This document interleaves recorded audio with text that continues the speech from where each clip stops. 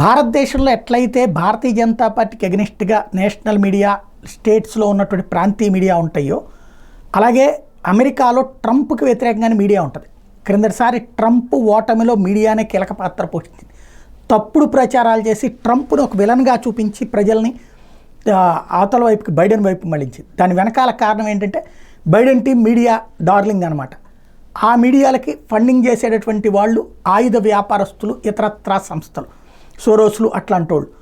వాళ్ళకి ఇక్కడ ట్రంప్ అయితే వాళ్ళ మాట ఎండు, వాళ్ళని పట్టించుకోడు. కాబట్టినే ఇప్పుడు తాజాగా ట్రంప్ దెబ్బకి బైడెన్ పడిపోతున్నాడు అని తెలియగానే వాళ్ళందరూ కమలా హ్యారిస్ని ముందు పెట్టారు.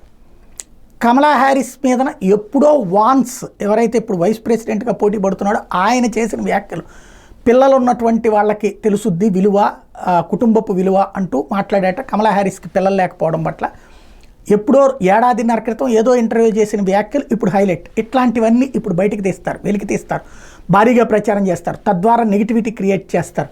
3 నెలల టైం ఉంది కాబట్టి ఈలోపు ఎట్టి పరిస్థితుల్లో ట్రంప్ని పనికిరాడు అనేటటువంటి పరిస్థితి, కమలా హ్యారిస్ దేవత అని చూపించే ప్రయత్నం ఆరంభమైంది. మరి ట్రంప్ దీన్ని ఎలా తట్టుకుంటాడు? ఎందుకంటే ఇట్లాంటి దెబ్బకే నరేంద్ర మోడీ వెనక్కి తగ్గాల్సినటువంటి పరిస్థితి వచ్చిందో, తప్పుడు ప్రచారంతో రాజ్యాంగాన్ని మార్చేస్తున్నారు అన్నటువంటి ప్రచారంతో దాన్ని ఎదుర్కోలేకపోవడం అన్నటువంటి జరిగింది. ఇక్కడ ఏం జరుగుద్దో చూడాలి.